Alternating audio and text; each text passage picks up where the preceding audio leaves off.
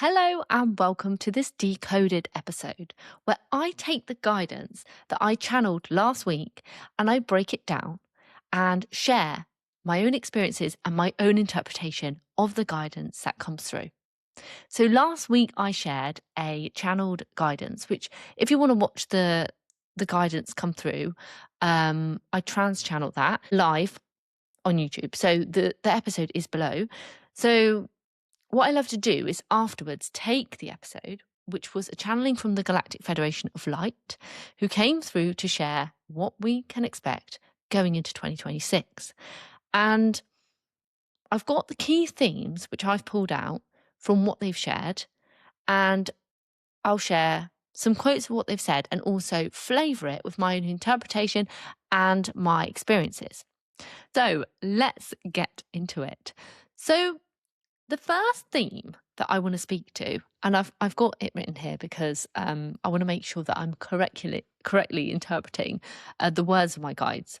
So the theme that I want to speak to is humanity's galactic remembrance. Essentially, they begin by speaking about how we are at a time and a moment where more of us are going to have access to and remember ourselves as galactic beings or as a galactic civilization.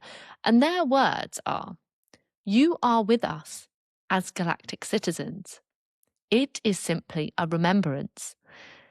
And they say that so your understanding of yourself and your true nature will come online on a deeper level.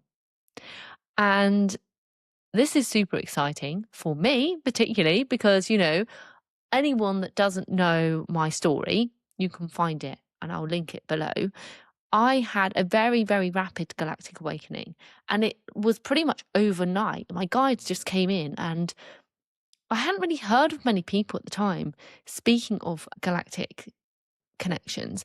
In fact, it was one good friend, who's become a good friend at the time who had that experience, and that was the only person that I knew. So thankfully, I was well supported. And since then, I've met many of my soul family to help me anchor into this. But it can feel quite surprising. It's not so well known as maybe we think in the wider world, but I think that this is changing, and more awareness and understanding of our not only our connections to our star families, our connections beyond this earth to those that are present outside of this earth and are part of our galaxy, then and probably beyond, right, as well. Our understanding of that is starting to open up, not just for me, but for many of us. And also, with that comes the multidimensional gifts that we have access to. We've always had access to, but all of a sudden that access is becoming easier. And from memory, they speak about how and the reason why that access is coming forwards. They shared with me before that the solstice period was particularly important with this opening because from that moment, it's allowed us, with the surge of energies that are coming forwards now, to have the access to higher dimensional aspects and beings and frequencies that open up our awareness and the remembrance.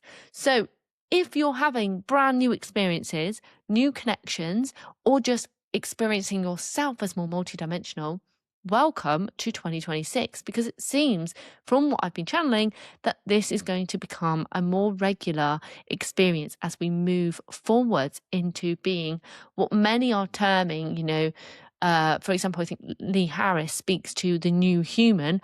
I think this is very much speaking to that, speaking to our awareness and our access to being more than what we maybe realized before.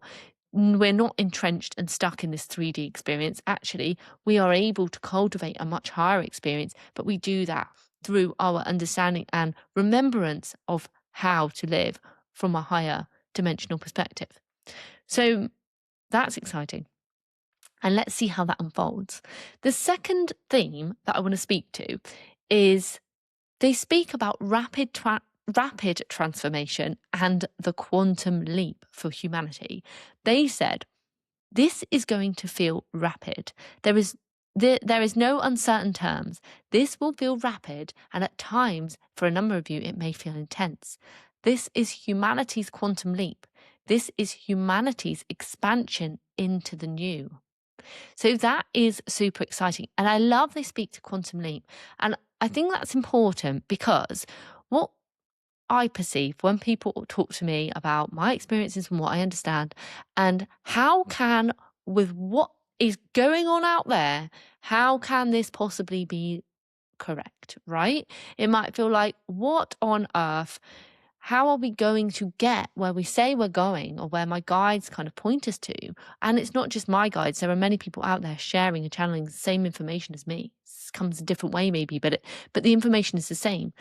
We can, and many of us can see where we're heading, but it feels really, really challenging to know how we're going to get there because from a human perspective, we're used to operating on a very linear timeline whereby, if we were to continue on this human linear timeline to get to a more evolved perspective, that's going to take, it would be perceived to take a long time, a very long time. But actually, I think what my guides have been showing me specifically, and it came through in this channeling here, is that it will be more of a quantum leap for humanity. So it's going to be like a rapid shift in the right direction.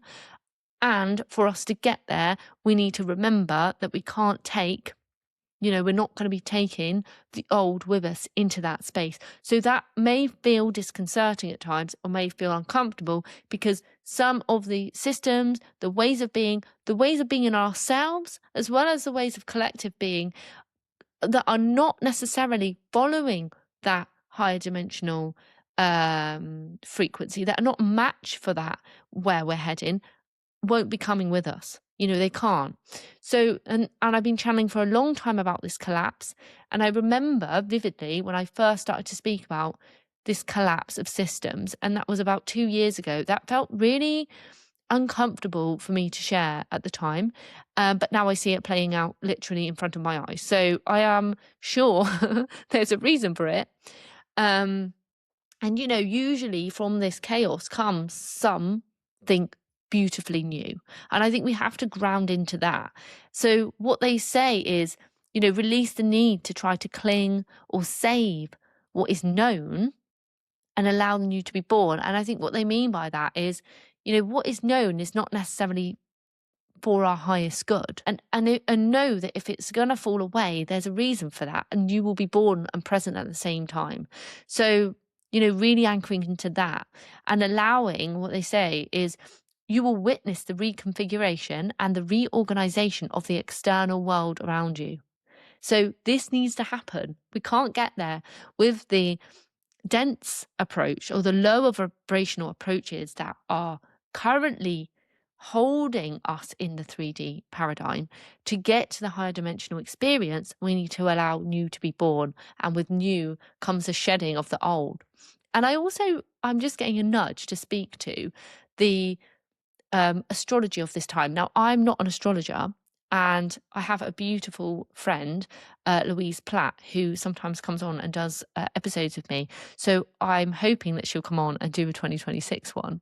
But there is a lot of talk astrologically about the fire horse, or the year of the fire horse, and we are moving into that.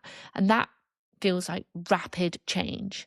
And that would make sense with what is coming through me and I'm channeling here, because that would makes it rapid newness, rapid into the new. But when we go rapidly into the new, we cannot take the stuff that's not coming with us. So there will be rapid falling away. And that's what I expect we will experience as we go into 2026. So on that, then, it's really important to look after ourselves, because, and this is beautiful what they share, come back to your center, to your divinity and to your light. So the theme is really cultivating inner peace as your anchor. It doesn't matter, in a way, it can feel like chaos going on all around us. But what is so important is to come back to the center, come back to who we're being, come back to who we are and to our divinity, our personal power, and to as best as possible, not allow that external environment to rock us and to wave us and to move us into a more fear dynamic, because actually we need to anchor into what we are creating, the new. So they say this inner peace and your ability to cultivate a sense of peace in your inner world is what is required to withstand anything outside of you. And then they say, which was my favorite thing, well, listening back to this just made me chuckle, was much like on your airlines, they say put your mask on before you choose to help someone else. That's such a helpful way of looking at it, because sometimes, and especially if you're quite an empathic person, or you genuinely care, and that's coming from a good place, care about what's going on in the external world, you might think, how can I sit here and focus on my inner world when all this is happening? What about everybody else? But actually, the point they're making is you cultivate it within. And when you can stand grounded in that higher frequency being, that higher frequency place, then others can follow you. Others can see that that's possible, and you become the light to create. So that chaos cannot take hold, and the fear-based narratives cannot take, center stage anymore, because we're ready to choose different. And only from that place can we create a new, because if we allow ourselves to get pulled into it, we just further contribute to it. So that goes then into the theme 4, which is your conscious attention, and where you focus determines your reality. And this is, counterintuitive often to what we've been taught. What my guides have said is, where you send your intention, where you place your awareness, is where the energy will take hold. So we suggest that you choose to witness but not to partake. Focus on the potential and allow what's not serving to fall away, and look to the green shoots, look to the close community and what is within your experience and environment for the evidence of the new. That is super powerful, because what it is saying is it is your own personal frequency that is going to create the new world. When we can stand in that sovereignty and that understanding of ourselves beyond this current experience, our understanding of ourselves as as the creator of our own reality, we can support to create that new world by not partaking in the chaos that is underway elsewhere. We choose our experience. If you see it this way, my guide showed it me like this recently, and I think it was really helpful for me. They showed me all these particles going around in a circle, around like this, just kind of floating around. And they showed that as like all the different aspects of our external world. And then they showed me this light coming down, and the light just went through the center of all the chaos. And by focusing on that, all these kind of chaotic pieces just rearrange themselves into the center. And I found that one of the most powerful and interesting ways to just show me it just instantly made sense to me then what they were trying to say. When we can cultivate that experience of being in our center, focusing on that first and foremost, then we can't be pushed and pulled by what's going on outside. We can be that anchor for ourselves and for others, and we can be that person in the community, even if it's on a micro level. It doesn't have to be, a big macro level. It can be on a micro level, that we are then holding the frequency of the new to create that new.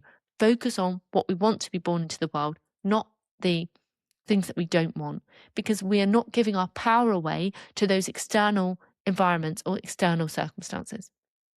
We are standing in our power and ready to create.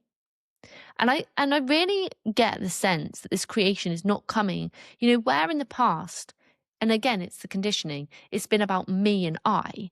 This new comes through community. It comes through collaboration with others. It comes from taking the me out, this ego centric approach to building. For example, if you want to use business as an example, building business from this place of me and I and my personal wealth to a more collective place of let's come together and create something that makes sense.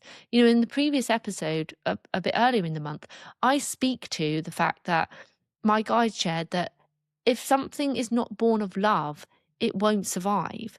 It's the same thing. Like, and when things are created from that place of connection and coming together for a greater reason, bringing all of our unique gifts together as, you know, a network of incredible beings here on this planet, we create something powerful. So it's letting go of that top-down power of the top-down systems whereby we've been experiencing that we are told how to live our lives and what's right for us, to us cultivating it for ourselves. That's what it feels like to me. That's what we're going to start to see. And when we anchor into that on the level of community, it's easy to see where those grass roots or those green shoots are emerging. If you look to the external environment, quite often you just are going to be presented with fear and more chaos. So come back to center, come back to the connection, come back to the community, however that looks for you. So the final theme is that you are not alone. And they speak to, don't forget that your star brothers and your sisters are here and each of you have access to us. So I have a very deep connection with my galactic guides. They have supported me so much in this experience. And, you know, I have regular contact with them on a daily basis. And all of us have access to that. And they regularly say that. And they're not, you know, I call them my guides because I feel like they're guiding me through this experience. But I also sometimes call them my team because they are my team. They come in with me. They're standing next to me. They always speak about it like that. And they're helping me to navigate, you know, and they'll do that for all of us. They're helping us all. They're standing with us to do that. So if you feel called to connect to your galactic guides, then just invite them forwards and that will happen in its own organic way for you. You also have connection from, you know, the universe is always conspiring in your favor. That's what I always remember. And, you know, if you can bring the energy of that, if you can bring your frequency, elevate your frequency through whatever means it takes, being out in nature, having beautiful relationships, family, whatever it is, and you focus your energy on what you want to build and create, then the universe will work with you. So it's really coming into your personal power, really owning that and creating from that place. And that's really what I really believe that they're sharing here. And, you know, it's not necessary, they say this, it's not necessary to go alone. You're always guided and you're always supported. And they say that, so they talk about the fact that when we feel, there will be times in this current year where it may feel for some individuals that there is no light, that there's not light, you know, that it feels dark. But if you can be that light for somebody else, that's so powerful. And that goes back to the point about putting your mask on first. Now, when you can focus on your frequency, what you're putting out into the world, then you can allow yourself to be that light in the dark for somebody else. So that's the community piece that comes back. You know, you can be that support for others, as well as when you need it, there'll be those that come in. And, you know, you can actually ask your guides or the universe or however you want to term it, you can ask for your community to step in. And I have recently been asking for more of my soul family to come into my experience, to find me. And I've really seen that come forwards this year already. And, you know, in the back end of last year. Those that are matching my frequency, those that are helping to raise me up as much as I'm helping to raise them. It doesn't go one way. We are all connected. We are, you know, connected beings at our core. So the more we can find those people and those experiences, the more it helps to raise our own vibration and the vibration of everybody else and therefore the whole planet. We create this ripple effect, this wave. And they say the ripple effect takes place, and this is how, from a community level, the change will be born. But that seems beautiful to me, that we're not waiting on anybody to change. We're not waiting on the governments to get themselves together. We're not waiting on, you know, other people's experience, nothing outside of us. We cultivate it from within and we come together to build it from the ground up. That is the way forwards. So I hope this episode has been useful. I'd love to know how you found it, what you've taken from this, and how you can apply that. You know, you're going to apply that in your own world. I'm personally applying that in my own experience. This year has been really transformational and there's a lot of change for me. And going into business 2026, things are looking really different. But I'm really, really leaning into this more heart-led approach to business, and really leaning into this community collaboration place. We don't have to do it all on our own. Actually, we can create more powerfully when we come together. So really focused on the mission, the intention, the heart that comes behind something. And all the stuff, the abundance comes from there.